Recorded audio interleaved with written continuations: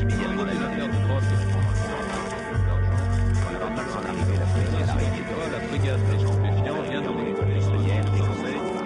Il est placé en maison de correction. L'ennemi public numéro B, dès l'âge de 17 ans, il a des ennuis avec la fusillade. Ils sont pris en charge par la photo datant de son incarcération. Eh bien, très chers téléspectateurs de TV Vendée, je vous rappelle que nous sommes dans une affaire qui a défrayé la chronique judiciaire à l'époque, l'affaire des 333 kilos de cocaïne découverts en forêt d'Olonne en février 2002.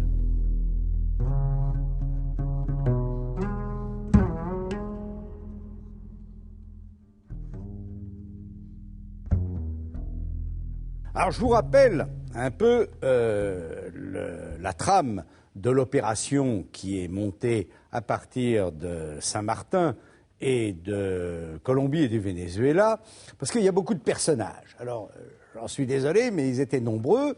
Vous avez un financier qui est un lieutenant d'un des principaux patrons des cartels colombiens. Vous avez en dessous l'ingénieur, dont nous situerons assez mal le rôle. Ce que nous savons, si vous voulez, c'est que Tristan Palancher, lorsqu'il s'adressait à ces hommes, était extrêmement respectueux et craintif, alors qu'avec les autres, il se montrera plutôt autoritaire et directif. Nous avons ensuite un chef d'état-major. C'est Tristan Palancher, qui est le donneur d'ordre, garçon d'une 25-30 ans, ils ont tous 25-30 ans pratiquement, un donneur d'ordre, et puis en dessous, nous avons soigneusement compartimenté un certain nombre d'hommes qui vont intervenir, mais sur des rôles fractionnés. Nous avons l'équipage du Kachina qui doit assurer le transport de la drogue de l'île Sainte-Marguerite jusqu'aux côtes vendéennes. Là, 3 hommes, Alexandre Dautonel, qui avait retrouvé la mort de jeunesse de sa mère en prison, Alain Palancher, escroc, délinquant astucieux, mais père de Tristan Palancher, toujours prêt à tremper dans une bonne opération, à faire un bon coup. Et puis 2 Sud-Américains, Beetlejuice, qui disparaîtra prématurément, et l'ancien capitaine de la marine colombienne. Transport voilier. Équipe de recueil. Ensuite, recueil maritime, Brice Pelletier, fils très honnête d'un militaire, d'une famille très honnête. Brice Pelletier, jeune, il a 24-25 ans, c'est le plus jeune de l'équipe, si mes souvenirs sont bons. Et Roland Bodin, compétent, lui, qui a été recruté comme Brice Pelletier dans la région marseillaise, car comme je vous l'ai dit, les Bretons avaient pris leurs jambes à leur cou lorsque Serrano était venu leur proposer de participer à cette opération, quel que fût le bénéfice qu'ils aient pu en attendre. En revanche, à Marseille, pas de problème, des gens qui n'avaient jamais eu affaire à la justice de leur pays, participer à une opération peu chère, pourquoi pas, surtout qu'il y avait quand même du fric à la clé. Et puis, vous avez en dessous l'équipe de transport qui doit recueillir la drogue sur les côtes vendéennes et l'amener en véhicule automobile, transport routier, jusqu'à Mimizan, villa qui a été louée spécialement pour cela. Alors, cette équipe-là, j'en avais oublié un la semaine dernière, c'est Serrano, c'est Jean-Christophe Arthur. Alors Serrano, c'est le taekwondo, là, l'homme de combat, mais enfin, dans le rôle, nous allons y revenir, est peut-être un peu plus important que celui qu'il a voulu jouer quand il a été en face des enquêteurs. Vous avez Jean-Christophe Arthur, c'est le coiffeur, et nous avons Samuel Dernaud qui sera en France, là, qui est le blanchisseur de Saint-Martin. Voilà les personnages.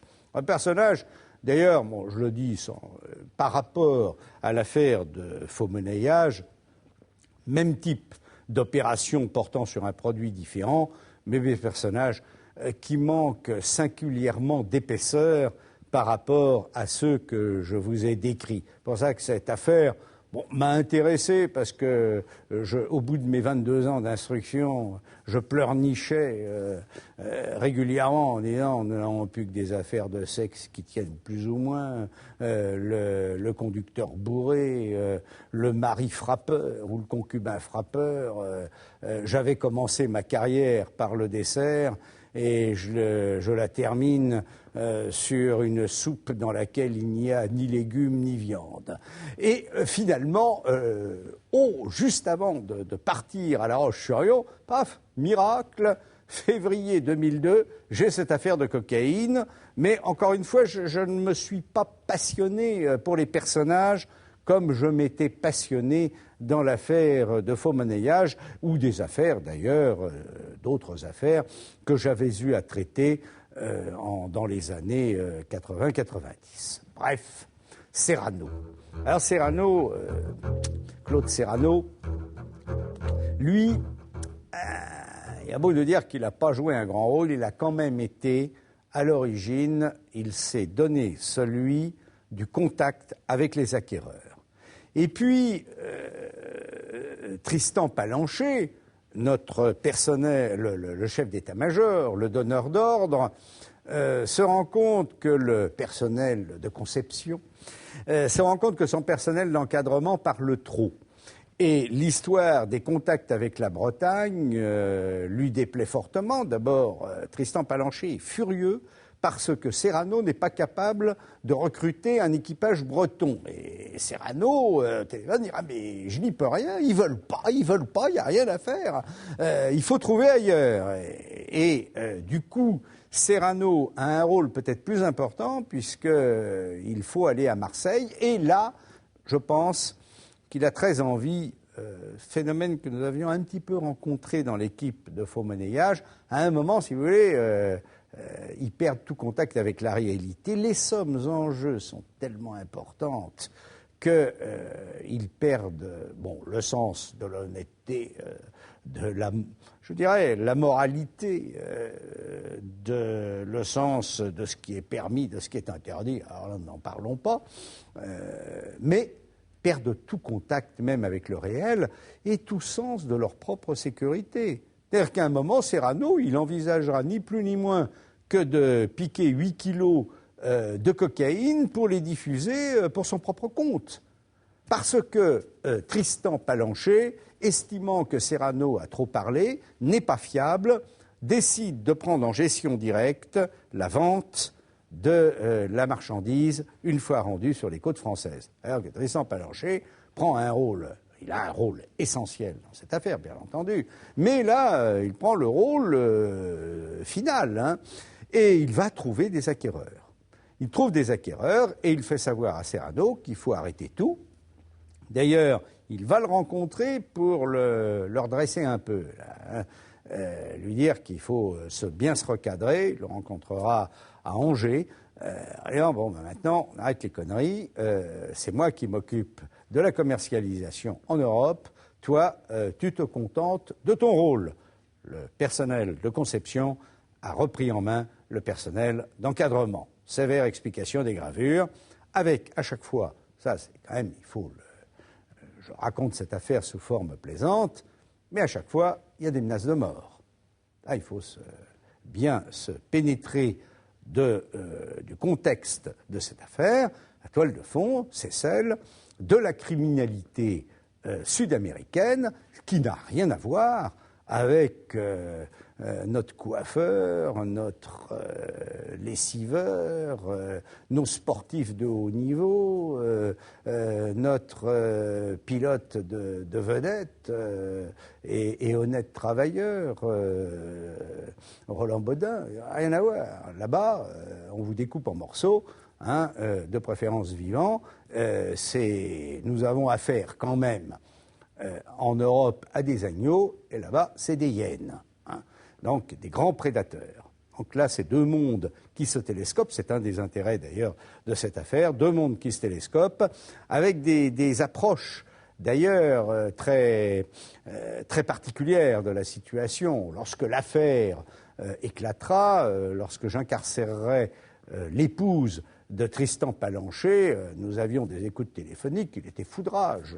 Il envisageait, je vais faire attaquer le palais de justice, le juge, on va voir, l'inspecteur machin, il va voir. Vous voyez, c'était très personnalisé. Bon, nous étions en France.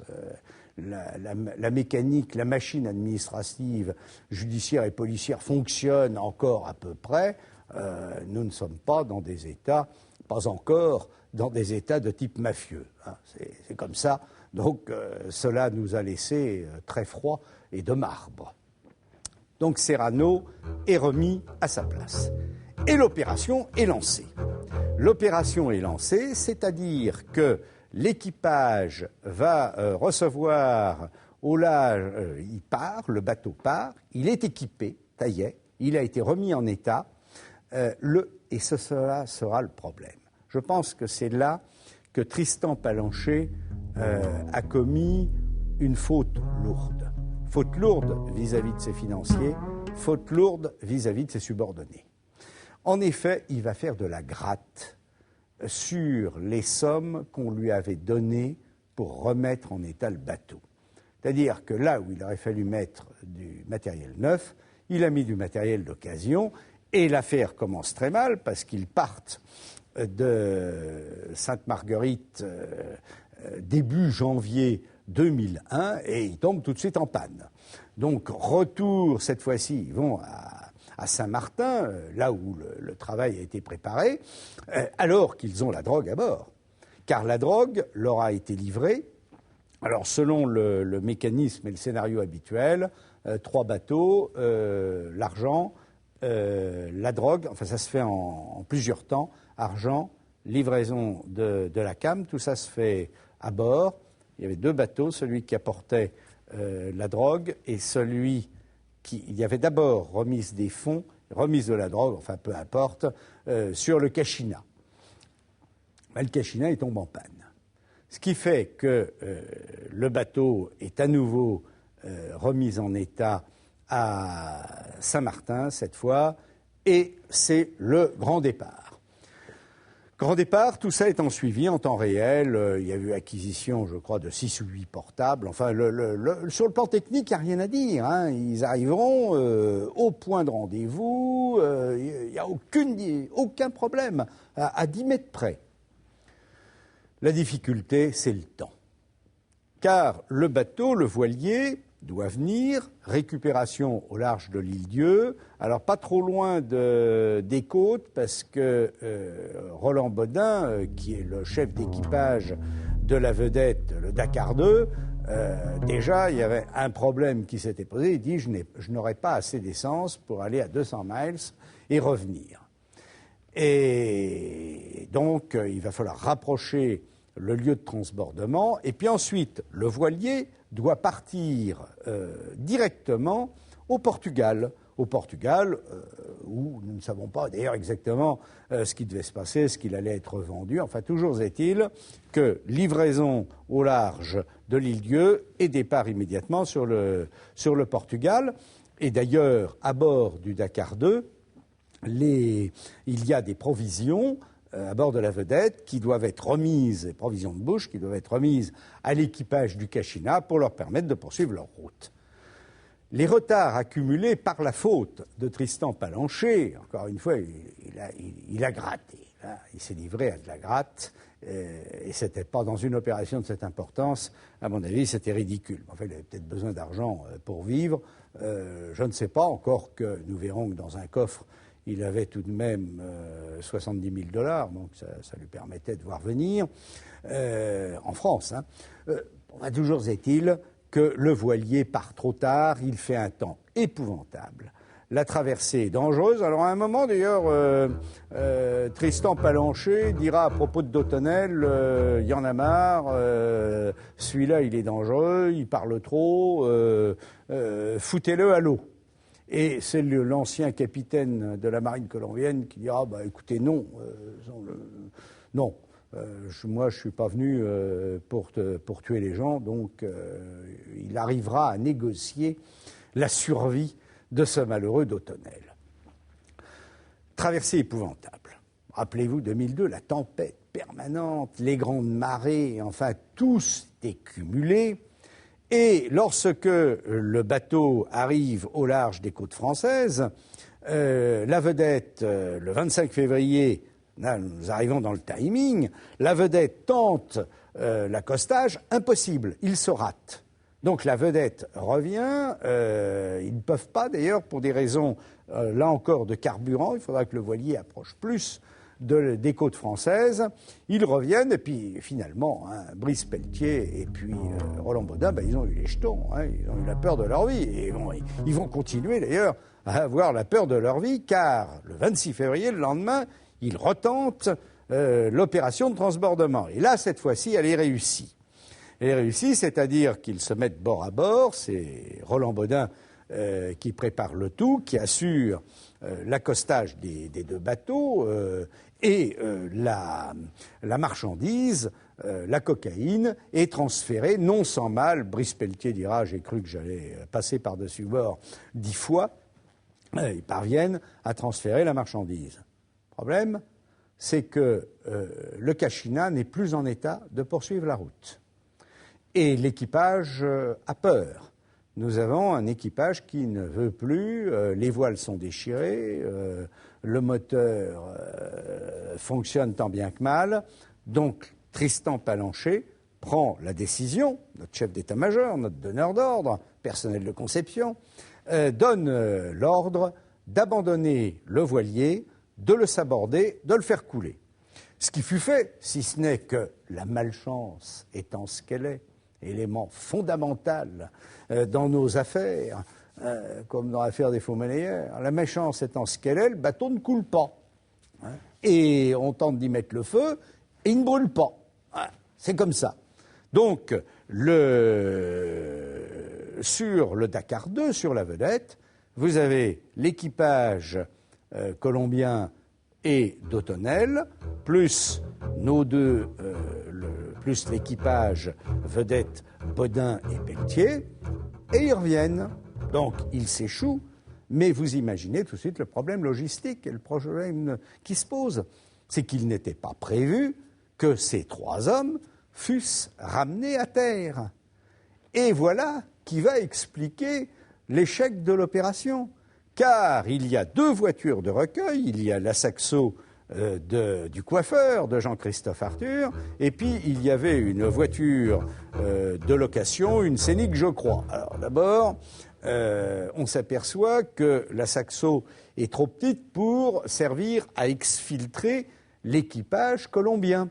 Parce que l'équipage colombien, il faut le faire disparaître le plus vite possible, et d'Autonel. Donc, l'opération de transfèrement, de transport des 333 kilos de cocaïne directement sur la villa de Mimizan est impossible. Et il va falloir d'abord s'occuper de l'équipage non prévu, de l'équipage du voilier, ce qui fut fait. Alors on les emmène à La Roche-sur-Yon, mais on a perdu du temps. Et quand l'équipe terrestre, quand l'infanterie arrive, retourne en Forêt-d'Olonne, c'est trop tard pour récupérer les kilos, les 333 kilos, les 14 sacs, c'est fini. Là, il y a des gendarmes partout, il y a des policiers partout. C'est coincé, c'est comme ça d'ailleurs que Jean-Christophe Arthur se fait arrêter. Là, on a vraiment la malchance, l'impondérable, et puis alors, le bateau qui ne coule pas. Alors évidemment, il y a un patrouilleur, une patrouille aérienne qui l'aperçoit. Il est récupéré dans la foulée. Tout ça est simultané. C'est-à-dire qu'à Port-Joinville, les gendarmes découvrent les éléments qui manquent au papier que l'on a trouvé dans le Dakar 2. Vous savez, parce qu'ils avaient récupéré l'essentiel, mais ils en avaient laissé. Donc maintenant, la liaison intellectuelle est faite. Il y a une relation entre le voilier et la vedette échouée. Alors, où en sommes-nous? Là, nous en sommes. La cocaïne a été débarquée. Elle n'est pas récupérée par l'infanterie de l'opération, par l'équipe terrestre. L'équipe maritime a été exfiltrée. Alors après, c'est le départ, évidemment, c'est la volée de moineaux. Tout le monde fout le camp. Et reste simplement Jean-Christophe Arthur, qui est en garde à vue dans les locaux de la gendarmerie des Sables, puis du commissariat de police lorsqu'il y a eu ce transfert de garde à vue. Nous avons la cocaïne, et évidemment, cette affaire, vous pensez bien, a fait grand bruit. Donc, un petit coup de publicité, c'est normal, hein, la presse est au courant. Hein, tout ça, on ne déplace pas des dizaines de gendarmes sans que cela se remarque au Sables-d'Olonne, même le jour où il y a de la tempête, et on présente les prises à la télévision, aux journaux, photos, TF1, etc., journal télévisé. Alors, 333 kilos de cocaïne, c'est pas courant quand même. Hein. Nous verrons dans une prochaine émission que c'est une opération très particulière et que, de notre point de vue, c'est quelque chose de tout à fait inespéré. Inespéré, et je vous expliquerai pourquoi. Seulement, cette présentation de l'affaire, qui signe l'échec total de Palancher et de son équipe, va avoir des conséquences funestes, dirons-nous, en tout cas désagréables. C'est que dans la nuit du 2 au 3 mars, à la gendarmerie des Sables-d'Olonne, alors nous sommes dans la nuit de samedi à dimanche, la gendarmerie des Sables-d'Olonne, c'est un site, c'est là où la compagnie a son siège. Il y a des dizaines de familles de gendarmes. Samedi et dimanche, tout le monde rentre, ça sort, c'est normal. Les gens ont leur vie privée. Là, vous allez avoir une équipe de 5 hommes qui va s'introduire par une des fenêtres de la brigade locale, qu'elle va forcer, qui va faire sauter les portes de la salle forte à la recherche des 333 kilos de cocaïne. 5 hommes. Et puis, ils ne trouvent rien, mais l'alarme s'est déclenchée et une jeune adjointe, une jeune femme gendarme, va vérifier, l'alarme se déclenche, c'est elle qui est de service. Elle va sur place, elle pense qu'il y a eu un appel, quelque chose comme ça, car les gendarmes qui sont de service, heureusement, ce soir-là, sont en patrouille. C'est-à-dire, et ils ne reviendront pas, surtout parce qu'autrement, on aurait eu un bain de sang. Hein. Les hommes étaient armés et, nous allons le voir, extrêmement déterminés.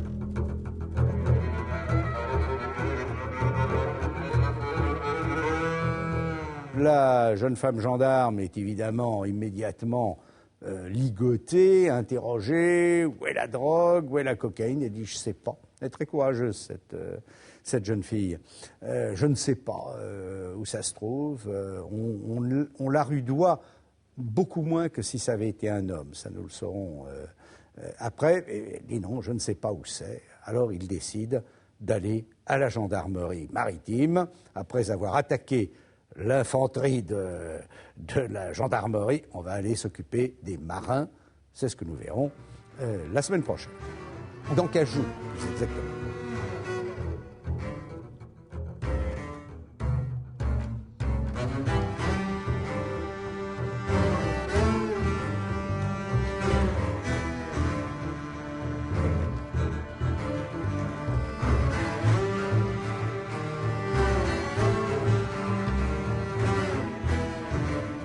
Quelle histoire, vous voyez, chers téléspectateurs, hein, une attaque de gendarmerie, des équipes très déterminées, une opération qui finalement est plutôt bien montée, mais alors, l'impondérable, la malchance, la scoumoune, celle qui dessert ceux qui se lancent dans des opérations un peu hasardeuses, mais ce n'est pas fini. Et vous verrez bientôt tout autre chose si vous suivez ma dernière émission sur l'affaire de la cocaïne des Sables-d'Olonne.